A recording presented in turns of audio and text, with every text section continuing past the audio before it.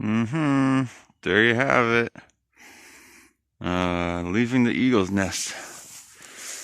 Going back to the Appalachian Trail. Into the great unknown. Ooh. Yeah.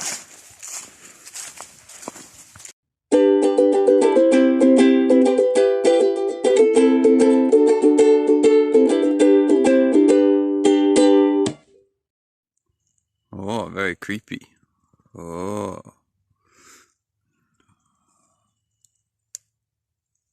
Oh. And then what? Yeah, I can't walk and do that, but I'll do a quick little thing. So anyway, yeah, it's early. I'm tired, but definitely had enough sleep. And but yeah, so I was pretty upset at the end of yesterday, and then I get to the water on the way to the shelter, and all of my inklings were accurate that I was going to follow originally, where it's more likely to have water at a shelter source, and that the path to a shelter is probably going to be easier than a spring path, and all these things held true. So, oh well, I will make that same mistake again. I will listen to a person who would be considered an expert of a trail section. I will listen to what they say. That's just what makes, yeah, that makes sense. When you know nothing and they know something, you should listen to the person who knows something. Like, generally speaking. So anyway, I no longer place blame on anyone. Definitely was placing blame before. Yeah, but what's the essence of this is that the trail shall provide. I was very upset, and I get to the shelter. It's a very busy shelter, but a lot of people camping, some hammocks and some tents. But there's 2 people in the shelter, and it's a nice shelter, and it's a really nice space. Lots of campgrounds, and different fire pits and stuff. Eagle's Nest is pretty cool. And then there's 2 people. They're just doing a weekend section hike. They're practicing for doing the whole thing when their kids, get out of the house. And so anyway, they're very nice. They bought a pizza, let it cool down on the drive up, and then put it in the Ziploc bag so they could have it for dinner. And they gave me a slice of pizza, and it was delicious. And they were very nice and talked about their kids and stuff. They're like teenagers now, and different trips that they've had, and people they met this year. And I was like, "Oh, who'd you meet?" And they met Cruncher, and whoever he was hiking with. And I was like, "Oh, I didn't meet them. They were southbounders, so I definitely crossed their paths, but never didn't catch those names before." And what else? Oh yeah, and then in the morning, like I woke up at 5 a.m. and I felt bad because I was waking up the girl, but the guy was awake. And but anyway, he gave me a nice espresso shot called, I think, keto. Like it's a healthy energy drink. It's basically got like a lot of coffee in it. It has milk, which is, whatever. Trail Magic vegetarian. Oh, I think what I'm calling myself on the trail is backpack vegan, which I like that, backpack vegan. So whatever's in my bag is vegan, but I'm willing to be vegetarian everywhere else.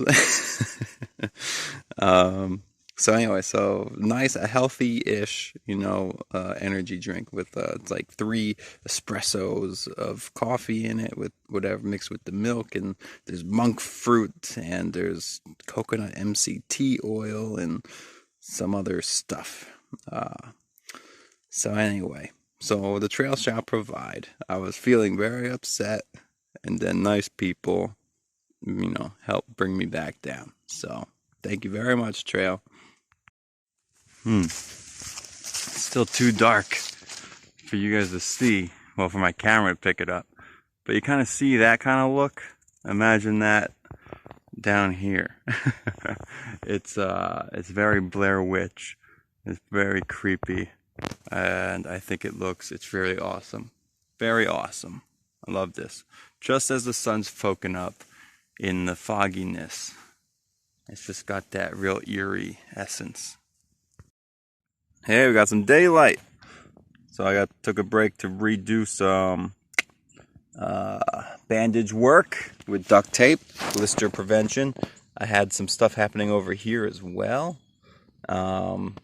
So yeah, I taped up some stuff over here, redid some tape over here. These guys weren't feeling bad anymore, but I just figured, you know, it doesn't hurt to do it the rest of today. And now I am going to take off in this direction. Hey, I just had a cool thought. I really like the analogy. I don't know if I've talked enough to really give it enough, something with an R. Give it enough, oh no, I can't think of the word. But enough like, context, I suppose. It's kind of another word that works, so that it's more understood. But it's more like I had a discussion with Indy a while back, and she's been told by a few people about the breath and how helpful it is in trying to reduce, you know, anxiety or stress, or bring yourself a little bit of grounding through the breath when you're in a difficult, you know, situation or conversation or what have you. And she's like, she had the impression, like she said in a conversation, I can't remember exactly why the whole what was being said, but I just remember that she said, like, the breath isn't, you know, the grand, you know, amazing thing everyone keeps saying. There's more to it than that. I, you know, there's you know, there's something, like, I'm not sure how it's been presented to her all the time, but yeah, so, I was like, let's see. I mean, there's obviously more to it depending on your struggles and your mental state and everything, but the breath is really quite powerful. And I was trying to think, how can I show that? Maybe to her or to other people later on, or to whomever. Preferably, it'd be really nice if I could help her see it, but because it's just so useful in everything that you'll go through. So the breath creates a space, and that's really what is so important. Because if you're going into a negative space or even a positive space, and you really want to become aware of what's happening, you need to create a space for that awareness. Otherwise, you just go into whatever story is developing. So you create a space, and that space is basically allowing you to step outside of the story and see what's happening. So, you know, you're like, typically when this is very useful is when you are feeling hurt and you're creating a story of why the other person is wrong, and why you're correct, and why this isn't fair for me, and all of that. And then you're like, oh, I'm going into the story. You take notice of that, and as soon as you notice it, you take a breath. But the key here is you need focus and awareness on the breath. You can breathe, but if that story is still going on, you didn't create any space. So I think that's what's happening for Indy. I haven't seen her for like 5 days or something. So when I see her, I'm going to bring it up. But I'm putting it in here mostly as a personal reminder. So the analogy I had is it's like, you can have, you know, a controller, and maybe, you know, for the TV or for whatever, you know, maybe the garage door opener, whatever, and you can press that button all day. But if there's no batteries in it, there's no power in it, then it's not going to do anything. That button doesn't work. So that's the button is the breath, obviously. You press that button, you take a breath, and that power or the energy coming from the battery, that's the focus and awareness. So if you don't have the focus and awareness on the breath, then that button isn't going to do anything. So I just had that analogy, and I thought, personally, I thought it was really good. I think it shows the clarity in that what I'm trying to express. So I just got excited and wanted to share it and wanted to remember it, because I have a lot of ideas out here, and a lot of them just go poof. And I was like, what was that really cool idea that I had? I like that idea a lot, but now it's all gone. I can't remember it. Maybe it will come back again. So this one, I really liked it, and I was like, no, I'm not letting it go away. So that's for you guys now. Port Clinton, y'all. 10:30 or so. Getting onto the main road soon. Got Bart, my hiking buddy, this morning. Met him on the trail. He's a fight guy. So I got to meet, sorry, I do a vlogging thing. But I got to meet a fight guy on fight day. So that was fun. We talked for 2 hours about all sorts of fight stuff. And that was awesome.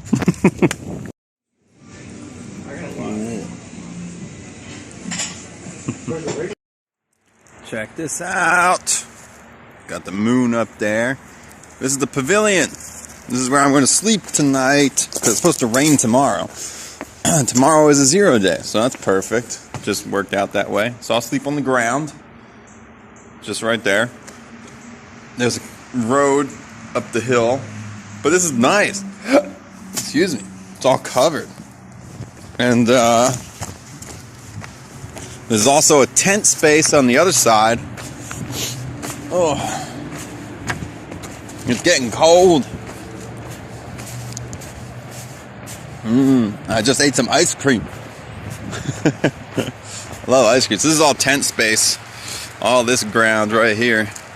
And I'm gonna run.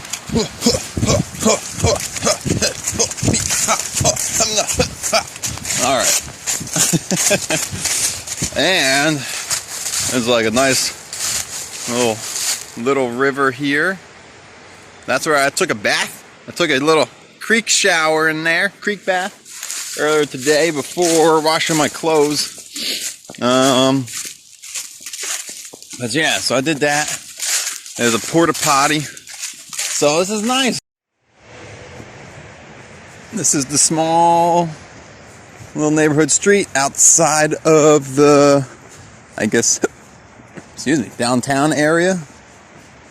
And yeah, it's just about a mile or so from the pavilion, where the trail's over this way. It goes, a little bit through the town before you go up into the trees, up into the hill over there.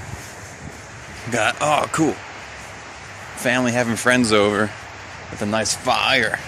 I don't know if you get a chance to see it. Ooh, that's cool. And this, right up the street there, you'll see the stop sign, is the Port Clinton Barber. And he does $10 haircuts, very fair price. And he's very hiker friendly. He's got coffee and cookies, and he's just, it's like a place to go hang out. I was there earlier today, and I meant to take a video, but then I forgot, because I was thinking about what I needed to do today, and I was trying to figure out how to hang out with my fight friend and still do laundry, and I needed a shuttle in town, and I don't know, my head was all distracted, and by the time I left, I had forgotten the video. But I should get back there on Monday morning before I leave for the day. I'll get there on Monday morning, and I'll get coffee and cookies, and maybe I'll get a tiny haircut. Maybe he knows how to do something with long hair. I don't want to cut it off, but if he knows, how to do something with it, maybe I'll do something with it. Cool. So here's just further down, just cute little, down little neighborhood, small street. And this guy's cool. This is hikers. Okay to use faucet as a water source. House number 75. So that's why I came down here. I'm gonna fill up some water because it's going to rain tomorrow, and you know, hopefully, maybe I'll have time in the morning, but if it's raining, I don't want to deal with that, you know. So this is just pretty, ain't it? And the people in this house are awesome. I happened to meet them while we were walking through the street, and they're very nice and friendly people. So I'm very happy with Port Clinton. I very much like this town, and it's not far from me, so I might just come back. It's actually, I found out, I'm only like 10 miles away from Pulpit Rock, which is where my first ever video was taken. So, you know, it's going to be some nostalgia time coming at me.